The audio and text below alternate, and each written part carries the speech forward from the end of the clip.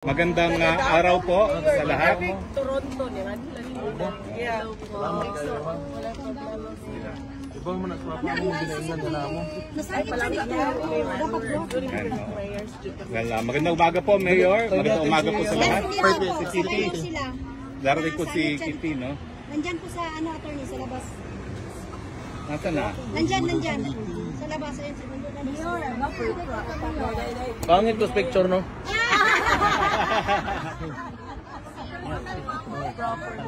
Mayor, kailan po kayo dumating? Dito sa Daig. Kapon. Kapon na. Nang gabi. Ng gabi. Mga 6. So, medyo, ano pa, jet lag pa. Sabi okay naman. Okay naman. Nakatulog naman ako.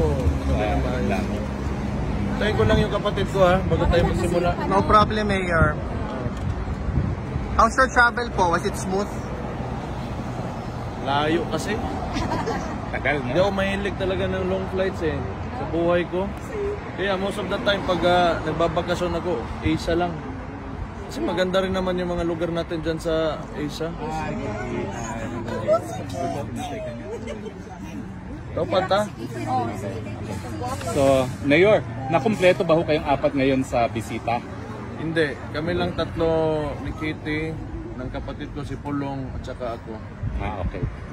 Kamusta naman po si Tatay? Dahil uhaw na uhaw talaga kami sa balita kay Tatay. Buhay pa naman siya. Pero hindi siya yung dapat na yung isang tao na ganun yung kondisyon niya sa edad niya na dapat nasa isang detention center. You know what I mean? Yes. Sa kalagayan niya at saka na lang natin i-mention yung kung anong contribution niya sa Pilipinas. Huwag na lang yun. Yung kalagayan niya lang yung iisipin at kalusugan ng tao. He's already 80 years old. Tapos ganon yung treatment ng Philippine government. The head of state is Bongbong Marcos, diba? Ganon yung treatment niya sa tao. Another one, I do not know if this will go well with the, with the Dutch, pero you are very sensitive when it comes to human rights. So sana maisip nila rin na they should open the debate.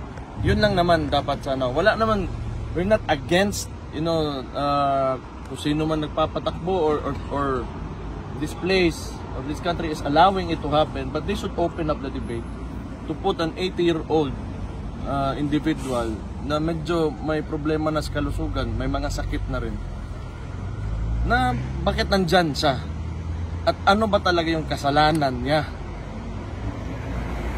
diba? Because kung ako tatanungin nyo, if it is a war against drugs, kasi yun yung dahilan ng mga who is opposing him, kaya nandito siya. Sino ba ang tinatamaan nun? If you are against drugs, di yung tinatamaan nun yung mga nagbebenta, mga pusher, mga drug lord. So paano siya naging mali doon? Because he wants to save the victims of these people. So anong kasalanan ng tao ngayon na nandyan siya sa... Ayoko na magalit. Ano pong napag-usapan nyo? Ano pong napag-usapan nyo po ngayon sa Dalaw? Wala naman, mga... nangungumusta lang sa Davao. Sabi ko, traffic. Kasi hindi naman nagre-release talaga ng budget yung legislatura natin.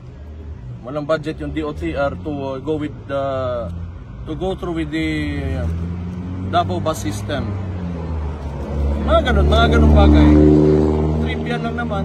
Tapos balita sa pamilya, we were talking about the mga apo niya. Yan. Wala naman masyado. Wala pong current affairs kayo na pag-usapan sa politika sa Pilipinas? Wala naman. Wala mang mga bagong ngayon na mga bagong tawag dyan. Yung nabubuking na mga kabit pala o ano dyan ng mga artista, mga iba. Sige po, questions po. Mayor, good afternoon. Wait lang. Maiba po tayo. Salamat po sa update kay Tatay Digong sa araw nito. Your comment po, Mayor, ongoing tungkol po sa ongoing investigation sa flood control projects. So anong basa ninyo dito, sir? Sa tingin po ba natin papapanagot ang mga nasa likod ng katiwalaan kaugnay sa mga sabing proyekto? Alam nyo, ang tingin ko lang dyan, okay man, sabihin na natin. Kasi si BBM kasi, when in fact, sa chain of command, siya yung nasa taas. And for the past 3 years, he allowed that to happen. So whose responsibility is that? So ngayon, mag-e-expose siya na kunwari ng mga congressman niya na under din naman sa kanya because you're the president. Ikaw pumirma ng budget na yon. Tapos ngayon, sisisihin mo sino? Yung mga nagpasa ng ano? Bakit? In the first place, bakit mo hindi sinigurado? Kasi pinagyabang mo yan sa pangalawang zona mo na may 5,500 flood mitigation projects ka. Tapos ngayon, nagkaganon. Tapos sisisihin mo yung ibang tao. Ikaw yung presidente. You're the executive ng buong bansa. Responsibilidad mo na yun. If there is someone to blame, that will be him. Okay naman, kasi yung mga ibang politiko ngayon, ginagawa din nilang plataforma. So si Magalong, nag-a-align sila. But, yung kinakalaban nila are the congressmen. Why not ask or question the president himself? Correct. Kasi dinadivert tayo dyan sa mga congressman na yan, cooking show ba? But, sino man yung responsable talaga ng lahat? Sino pumirma ng budget? At sino implementing agency? It's DPWH, that is under the president. Correct. Mayor, ano masasabi niyo doon sa sinabi ni ni BBM na useless? Itong mga nakikita niya. I think yung nakikita niya useless daw yung mga proyekto. Kasing useless niya nga. Kasi po, i-repair daw yun. Kasing useless niya. Maging useless talaga yan because wala kang directive eh. Dapat simula pa lang ng termino niya, he should have said and instructed everybody, umayos kayo. Huwag niyong galawin yung pera ng taong bayan. Kasi yan, tayo lahat, nagbabayad ng buwis, ilalagay dyan, gagawing infrastruktura, kailangan maayos, walang masisira dyan. Ano ang unang ginawa niya? Dinismantle niya yung PACC. Yan yung watchdog ng corruption. Oh. So, who's responsible now? Siya. So, itong mga nag-iingay ngayon, that is yung sumasakay sa plataforma, kunwari ng presidente na may expose siya, you ask the president himself. He is the only one who can fix this. Hindi yung pagtuturo niya sa mga congress, it will not fix anything. It will not fix anything. And, isa pa, 3 taon na siyang nakangangalang, kaya nangyari yan. So, kaninong kasalanan yan ngayon? It will only happen if you allow it to happen. Ngayon lang na gano'n na, tapos laging tawhanan ng utang igit ng buwisit. Next question. Mayor, di ba sinabi niyo na may kasalanan talaga yung DPWH? Pero bakit kaya sa tingin niyo until now hindi pa niya sinisibak si Secretary Bonoan ng DPWH? Ganito yan. Ang tingin ko lang dyan,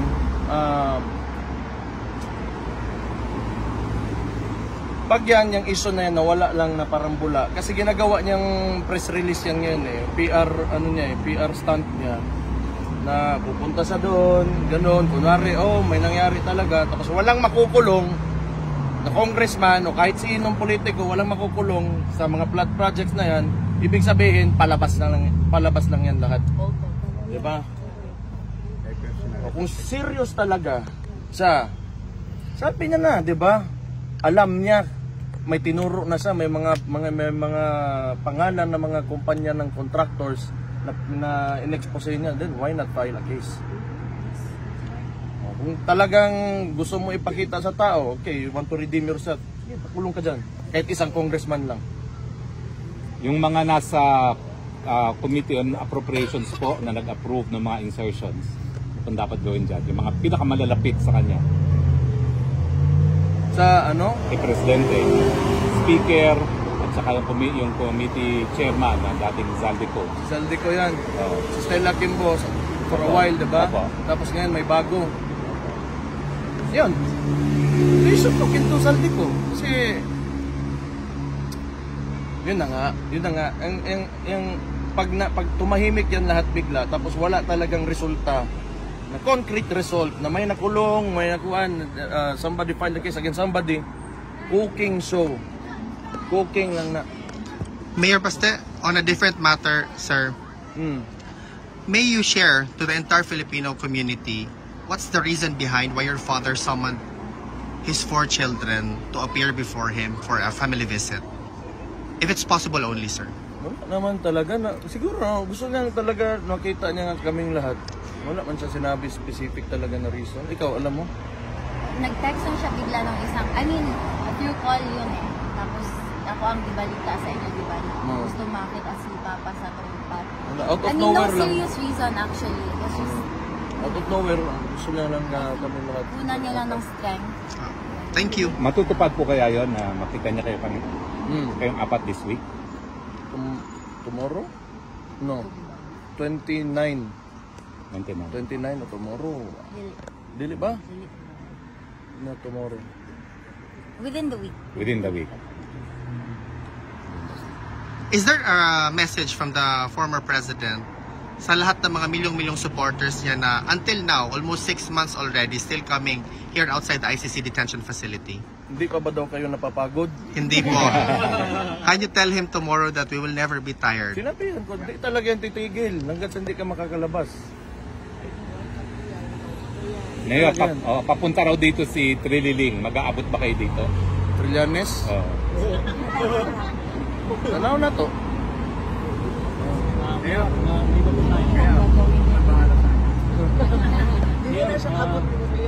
Baka mag-set up na naman yan ng boxing ring na wala ako. Kailan nga ba ho? Wala na bang rematch kay Torre?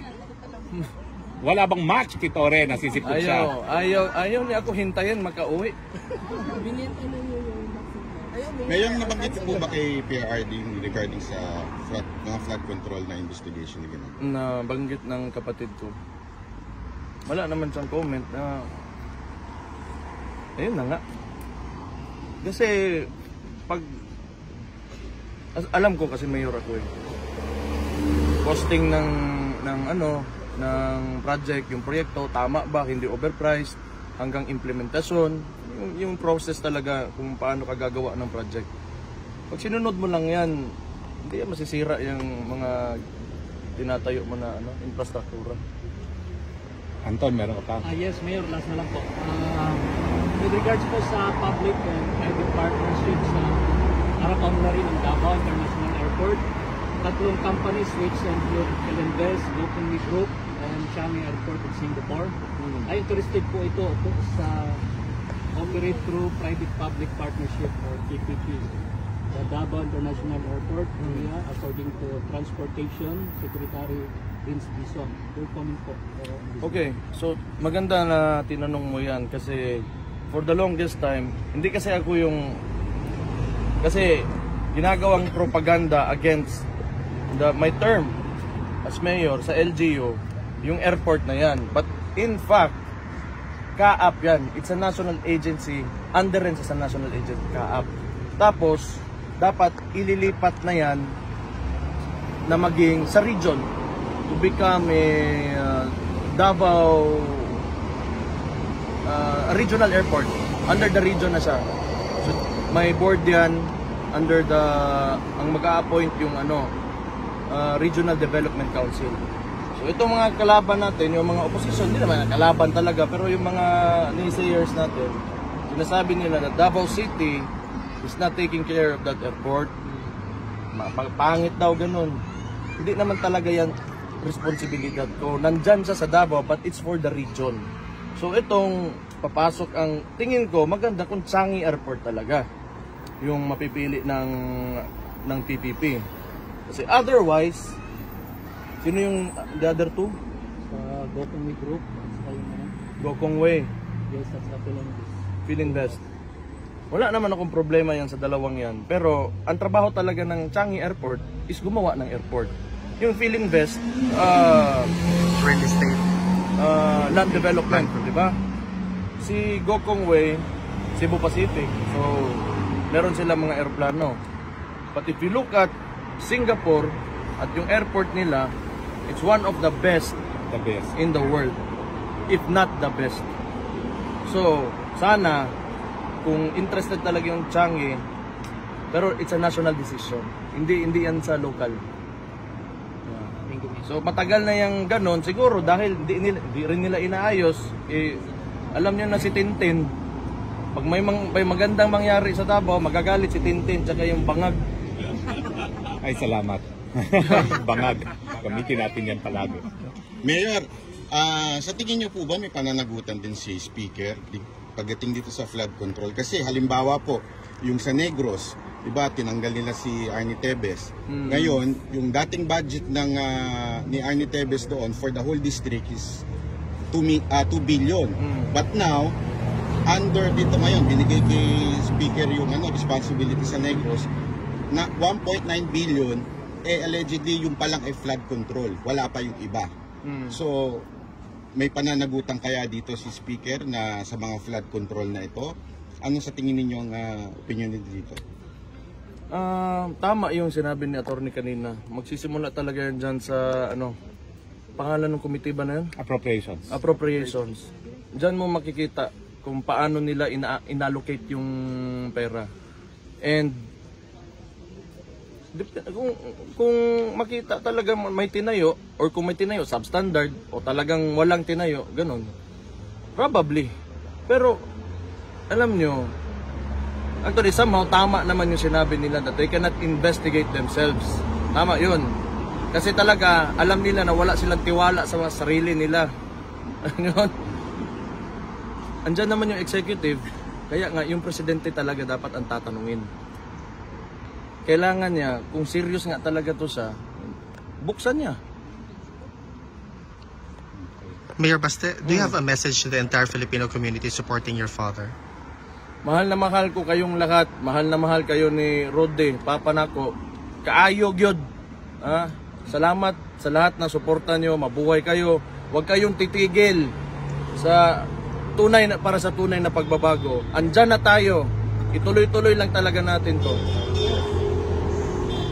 Nakita nyo na yung transformation. Midterm elections, maganda yung resulta natin. Hindi ko lang alam kung bakit nakalusot yung dalawang LP na di man lang lumabas ng bahay. Pero the Philippines, the country is evolving into something better. Kita nyo yan. Kasi kami sa Davao, matagal na kami. Di kami gumagamit ng pera. Eleksyon. Ang sinasabi lang namin, kung may magbigay ng pera sa inyo, tanggapin nyo. Pero sino yung tingin nyo? Yung mismong kandidato na makapagbigay ng pagbabago, na mga magagandang maayos yung lugar nyo, yun yung piliin nyo. Kasi yung pera niya, ginauto lang kayo ng mga politiko na yan. So yan, nakita natin, we've observed that nung midterm elections. Na kiniklaim pa talaga ni Bangag na okay daw yung resulta. Pero nung nagsimula yon, ang pinagyabang niya 12-0. Oh. Basta kung ano yung ginasabi talaga ni Bangag, anong sinasabi niyan, hindi niya gagawin yun. He always does the opposite.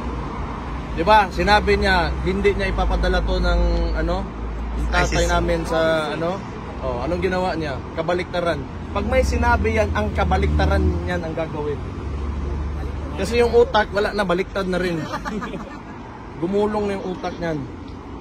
Mayor, ano masasabi niyo tungkol dun kay yung bangayan ngayon between Torre and Napolcom na nagkakaroon sila ng konting dahil ba sa tingin niyo sa yabang ni Torre kaya nagkakaganyan? Pera yan. Pera. Hindi ko lang alam saan nila o anong inapagawa yan. Pero pera talaga yan. Basta mga mga ganun. Walang iba yan, pera yan. Hindi lang natin alam kung ano talaga. Pero usually. Kasi magkaiba naman sila ng role. Hindi mo naman pwede yung 'di ba? Pera yan. Mayor, may question. Kasi ngayon nasa spotlight si Vizcaya. Tapos nasa diba malaki ang contractor. Tapos sabi niya, baka isoli ko na lang yung bahay ko, kunin mo na lahat yung 40 ko na mga kotse.